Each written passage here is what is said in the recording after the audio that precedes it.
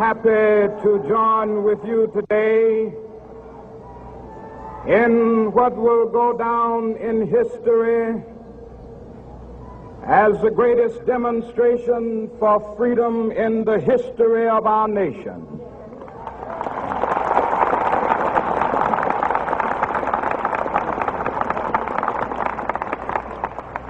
Five score years ago, a great American in whose symbolic shadow we stand today signed the Emancipation Proclamation.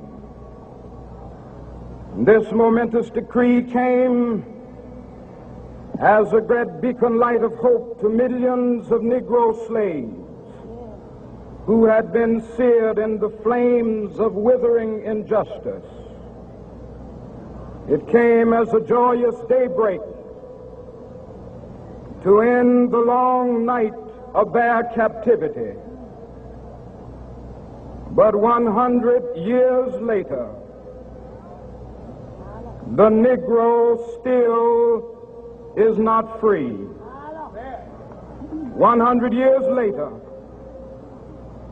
the life of the Negro is still sadly crippled by the manacles of segregation and the chains of discrimination. 100 years later, the Negro lives on a lonely island of poverty in the midst of a vast ocean of material prosperity. 100 years later, the Negro is still languished in the corners of American society and finds himself in exile in his own land. And so we've come here today to dramatize a shameful condition. In a sense, we've come to our nation's capital to cash a check. When the architects of our republic wrote the magnificent words of the Constitution and the Declaration of Independence, they were signing a promissory note to which every American was to fall heir. This note was a promise that all men, yes, black men as well as white men, would be guaranteed the unalienable rights of life, liberty, and the pursuit of happiness.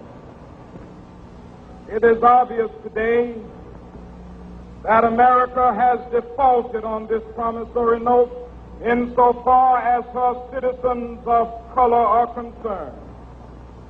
Instead of honoring this sacred obligation, America has given the Negro people a bad check, a check which has come back marked insufficient funds.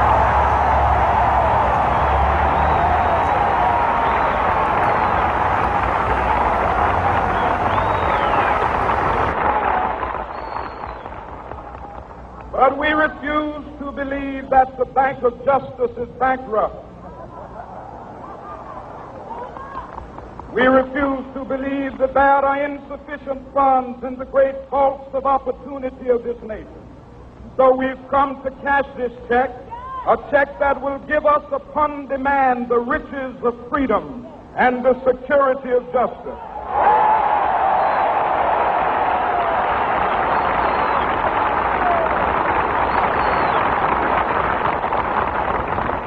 We have also come to this hallowed spot to remind America of the fierce urgency of now. This is no time to engage in the luxury of cooling off or to take the tranquilizing drug of gradualism.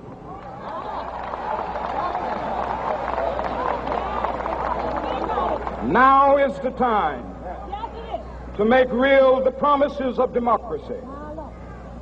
Now is the time to rise from the dark and desolate valley of segregation to the sunlit path of racial justice.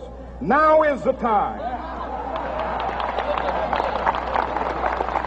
to lift our nation from the quicksands of racial injustice to the solid rock of brotherhood, now is the time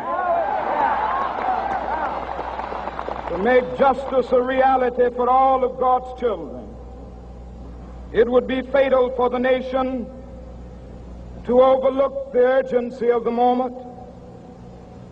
This sweltering summit of the Negro's legitimate discontent will not pass until there is an invigorating autumn of freedom and equality.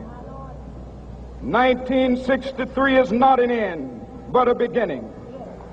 Those who hope that the Negro needed to blow off steam and will now be content will have a rude awakening if the nation returns to business as usual.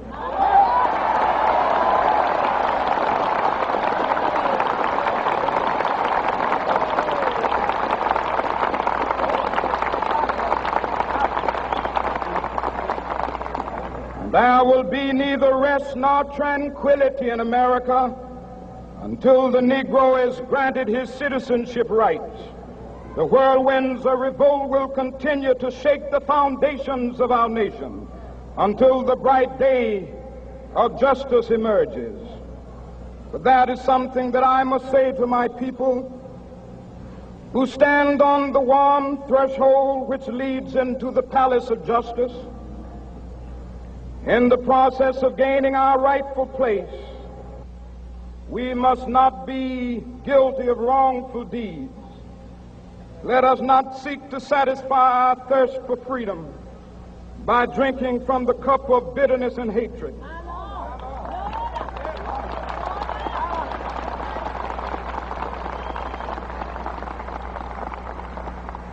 We must forever conduct our struggle on the high plane of dignity and discipline.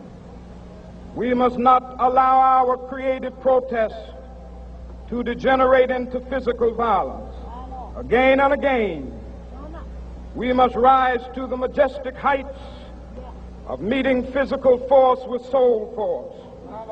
The marvelous new militancy which has engulfed the Negro community must not lead us to a distrust of all white people.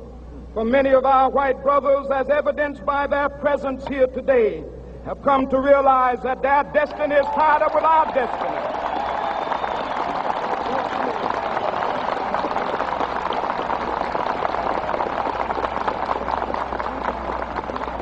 And they have come to realize that their freedom is inextricably bound to our freedom.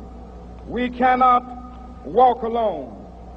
And as we walk, we must make the pledge that we shall always march ahead. We cannot turn back. There are those who are asking the devotees of civil rights, when will you be satisfied? We can never be satisfied as long as the Negro is the victim of the unspeakable horrors of police brutality. We can never be satisfied as long as our body is heavy with the fatigue of travel, cannot gain lodging in the motels of the highways and the hotels of the cities.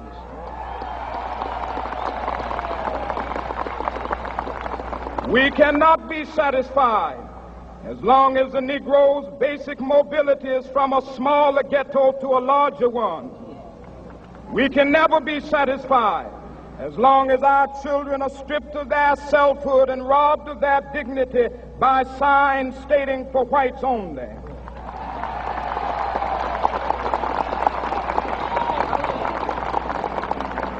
We cannot be satisfied as long as a Negro in Mississippi cannot vote and a Negro in New York believes he has nothing for which to vote.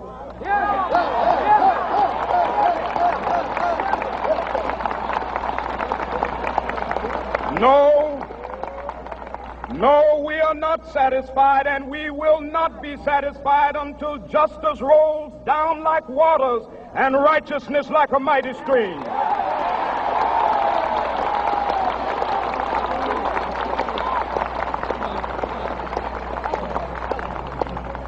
I am not unmindful that some of you have come here out of great trials and tribulations. Some of you have come fresh from narrow jail cells. Some of you have come from areas where your quest for freedom left you battered by the storms of persecution and staggered by the winds of police brutality. You have been the veterans of creative suffering. Continue to work with the faith that unearned suffering is redemptive. Go back to Mississippi. Go back to Alabama. Go back to South Carolina. Go back to Georgia. Go back to Louisiana. Go back to the slums and ghettos of our northern cities. Knowing that somehow this situation can and will be changed. Let us not wallow in the valley of despair. I say to you today, my friend,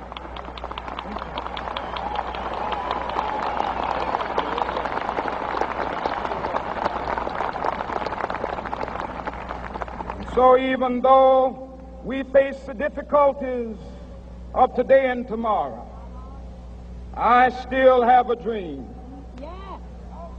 It is a dream deeply rooted in the American dream. I have a dream that one day this nation will rise up and live out the true meaning of its creed. We hold these truths to be self-evident, that all men are created equal.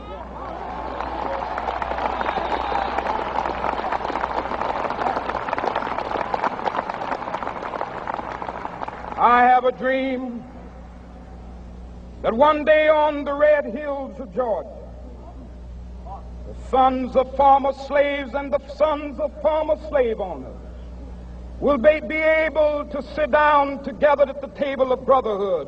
I have a dream that one day, even the state of Mississippi, a state sweltering with the heat of injustice, sweltering with the heat of oppression, will be transformed into an oasis of freedom and justice. I have a dream that my 4 little children will one day live in a nation where they will not be judged by the color of their skin, but by the content of their character. I have a dream today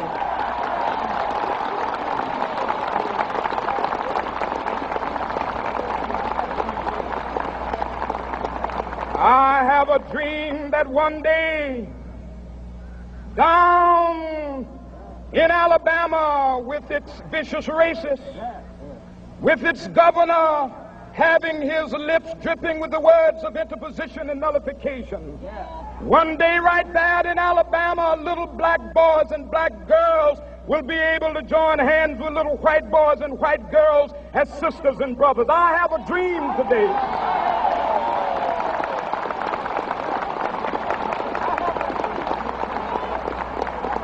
I have a dream that one day every valley shall be exalted, and every hill and mountain shall be made low. The rough places will be made plain, and the crooked places will be made straight, and the glory of the Lord shall be revealed, and all flesh shall see it together.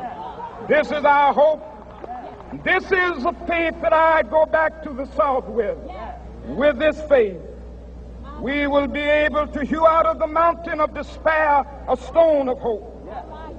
With this faith, we will be able to transform the jangling discords of our nation into a beautiful symphony of brotherhood. With this faith, we will be able to work together, to pray together, to struggle together, to go to jail together, to stand up for freedom together, knowing that we will be free one day. This will be the day. This will be the day when all of God's children will be able to sing with new meaning, "My country, tears of thee. Sweet land of liberty, of thee I sing. Land where my fathers died, land of the pilgrim's pride.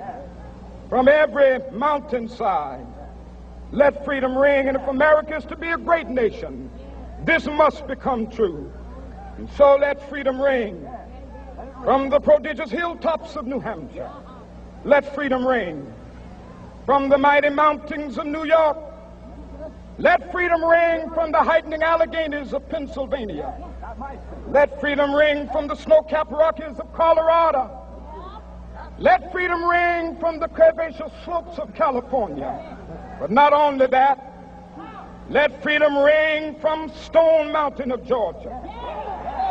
Let freedom ring from Lookout Mountain of Tennessee. Let freedom ring from every hill and molehill of Mississippi, from every mountainside. Let freedom ring, and when this happens, and when we allow freedom ring, when we let it ring from every village and every hamlet, from every state and every city, we will be able to speed up that day when all of God's children, black men and white men, Jews and Gentiles, Protestants and Catholics, will be able to join hands and sing in the words of the old Negro spiritual, free at last, free at last. Thank God Almighty, we are free at last.